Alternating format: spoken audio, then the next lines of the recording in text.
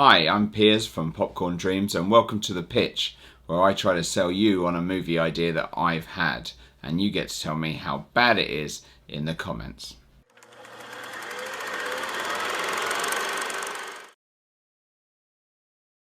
Today's pitch is for Incredibles 3.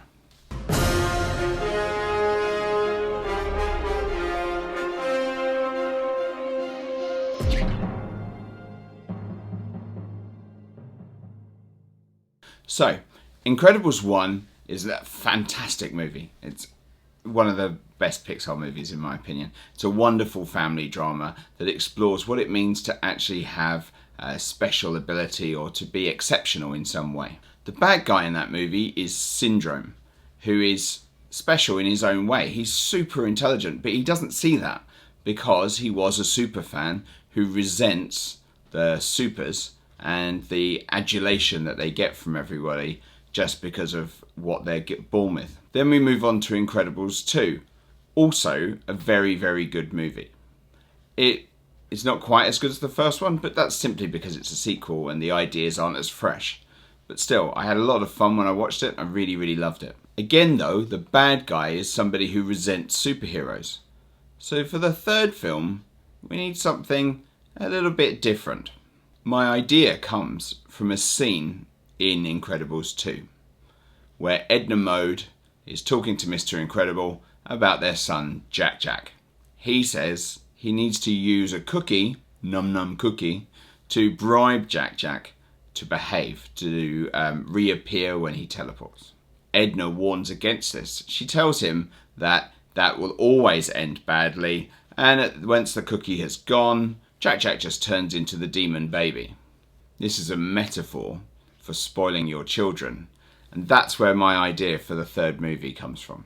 So, for Incredibles 3, we start with a reminder of that scene from Incredibles 2 where Edna warns Mr. Incredible not to give Jack Jack cookies just to get him to behave.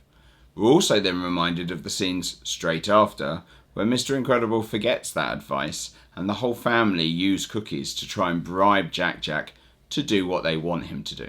So, we start with a montage of Jack Jack as he's getting older. Pixar are particularly excellent at that. Look at Up, for example.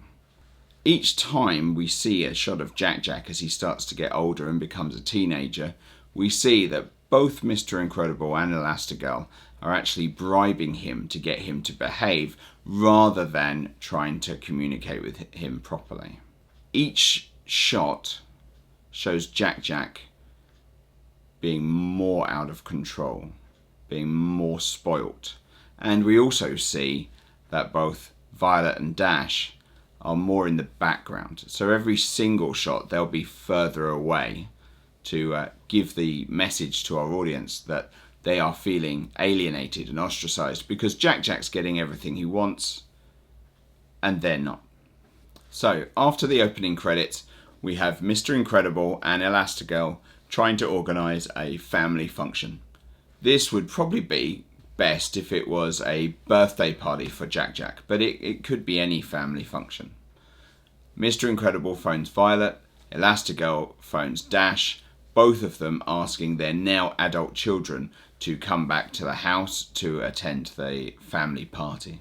They both lie to their parents to avoid having to come back and deal with the now very boisterous, the very spoilt Jack Jack.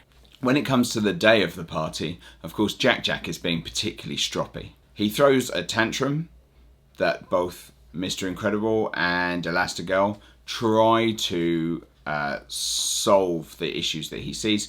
They try to calm him down, they try to placate him, but he won't take it, he won't accept it.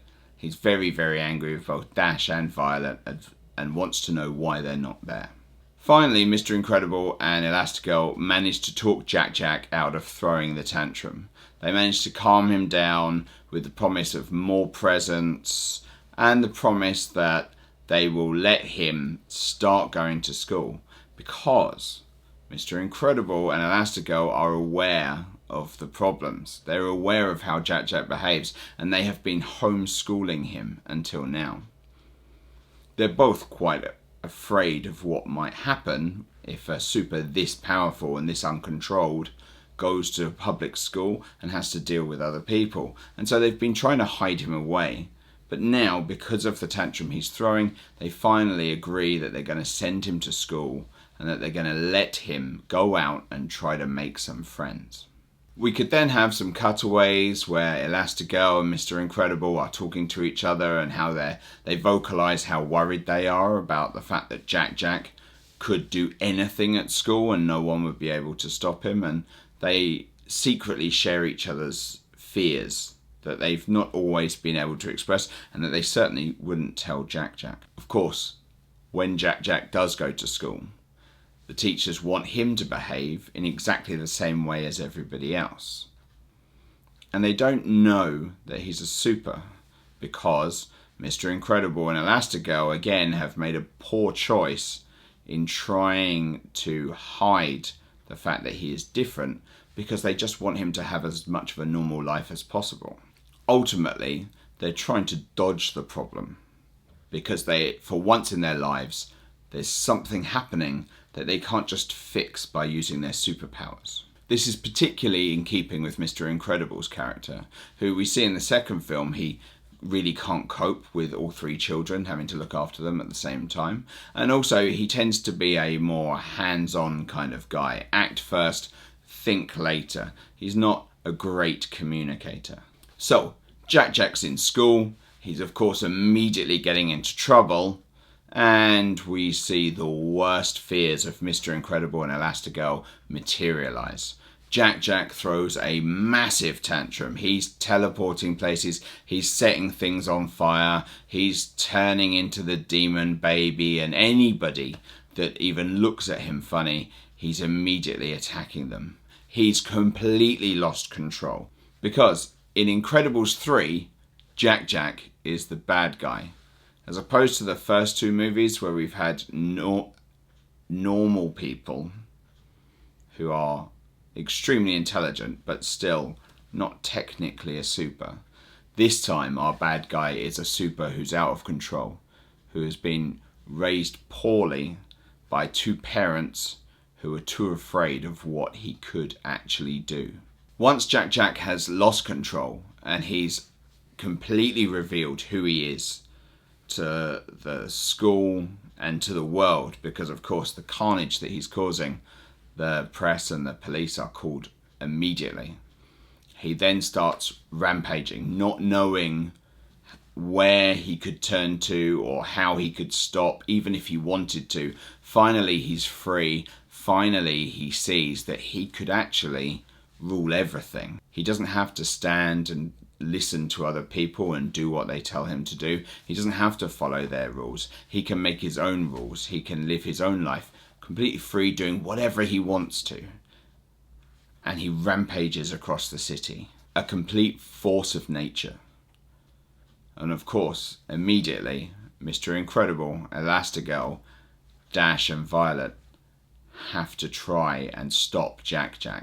This will give us a lot of little personal inter-character moments like we had in the first film, which worked really well. You'll have Elastigirl and Mr. Incredible having to realise and accept the mistakes that they've made and try to make amends with Dash and Violet, and try and make amends very quickly in order to get them to help to try and sort out Jack. Of course, they're going to be very keen to help their parents because they love their parents, but also they've seen this coming for many years. The more that they've had to be pushed out in order to accommodate Jack and what he wants, the more they can see what's going to happen.